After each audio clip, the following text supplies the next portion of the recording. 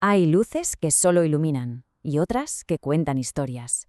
Hoy vamos a viajar a las montañas de Cantabria para seguir el rastro de una de esas luces tan especiales.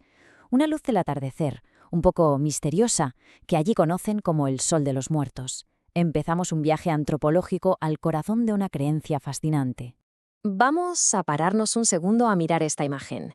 El sol ya se está ocultando y tiñe el cielo con un color pálido, casi fantasmal.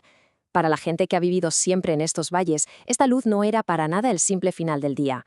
Era un momento cargado de significado, un momento solemne, que se respetaba y a la vez se temía. ¿Cómo es posible que una puesta de sol pudiera provocar algo tan intenso, tan contradictorio? El escritor Manuel Llano, en 1928, lo clavó con esta frase. Fijaos que no está describiendo el tiempo que hace. No, está describiendo un estado del alma. Con estas palabras nos mete de lleno en el peso cultural, en la emoción, de algo que va muchísimo más allá de un simple efecto de luz.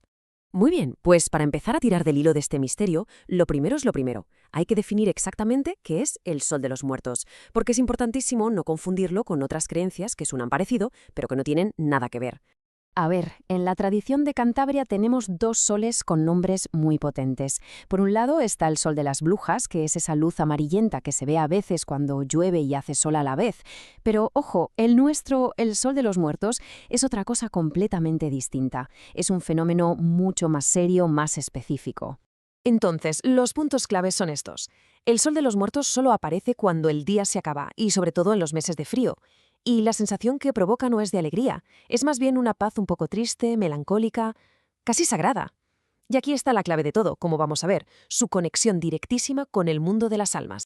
Para entender de dónde viene esta creencia, tenemos que viajar hacia atrás en el tiempo, mucho antes de que nadie escribiera estas leyendas. Sus raíces ya estaban ahí, grabadas en la propia tierra, en las piedras que han aguantado milenios. Imaginaos la Edad del Hierro. El sol era venerado como la fuente de vida, lo era todo. Y por la noche, el fuego de las hogueras era su sustituto aquí en la tierra. Las llamas no eran solo luz y calor, eran como un sol nocturno que mantenía unida a la comunidad. Y aquí, atención, porque aquí encontramos la primera gran pista de nuestra investigación. Para los antiguos cántabros, los de antes de los romanos, el sol no solo mandaba en la vida, sino también en la muerte. Los símbolos que grababan en sus monumentos funerarios no eran un simple adorno, eran una puerta al más allá.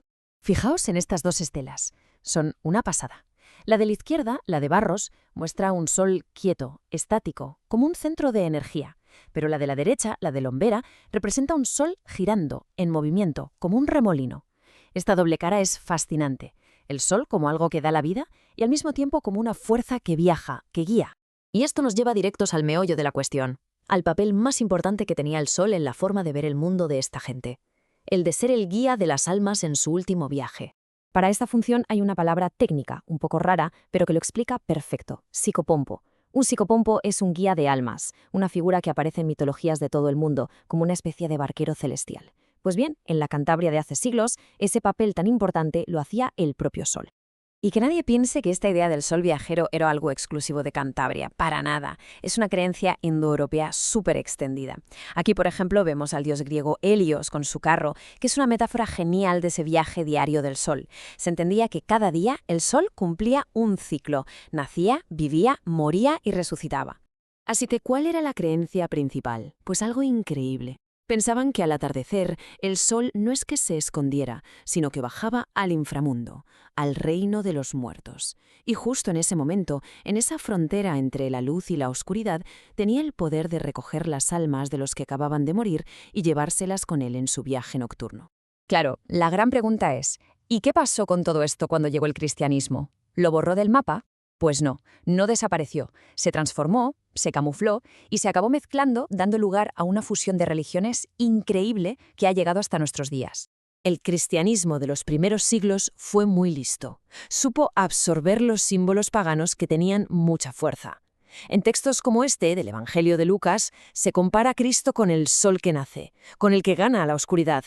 Esta comparación hizo mucho más fácil que la gente integrara su antigua adoración al sol en la nueva religión. Y si alguien quiere una prueba visual, aquí la tiene. Es que es alucinante. Este es un sarcófago medieval de un lugar llamado La Miña. Es una tumba cristiana, pero mirad los dibujos. ruedas, esvásticas, son los mismos símbolos solares de las estelas de antes de los romanos. El arte pagano para los muertos seguía ahí, a la vista de todos, pero en un contexto que ya era cristiano. Y esta simbología del sol como protector se siguió usando durante siglos. La vemos en los tejados de las iglesias, como en la foto de la izquierda, y también en las casas, como en la ventana de la derecha. La cruz cristiana y la rueda solar pagana, juntas, cumpliendo la misma función: proteger los edificios y a la gente de los malos espíritus. Venga, damos un salto en el tiempo y nos venimos a una época más cercana. ¿De qué manera sobrevivió toda esta herencia de miles de años en las tradiciones de la gente, en los pueblos de Cantabria hasta hace bien poco? Pues el eco de ese sol guía de almas resuena con una fuerza que sorprende. Una de las costumbres que más nos lo aclara todo era la de rezar por las almas del purgatorio justo al atardecer. Y lo hacían siempre mirando hacia el oeste, hacia donde se pone el sol. Esto no era casualidad. Era un gesto casi inconsciente, un eco clarísimo de esa antigua creencia en el sol que guía a las almas, pero ya adaptado al lenguaje cristiano. Este testimonio que recogió Manuel Llano es de una sinceridad y una poesía que desarma.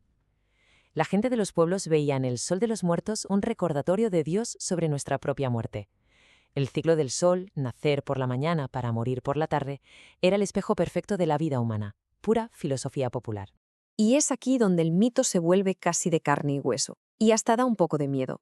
Se cuenta la historia real de una anciana que, en cuanto aparecía esta luz del atardecer, se apartaba. Se escondía en la leñera o en su cuarto hasta que pasaba. ¿Por qué?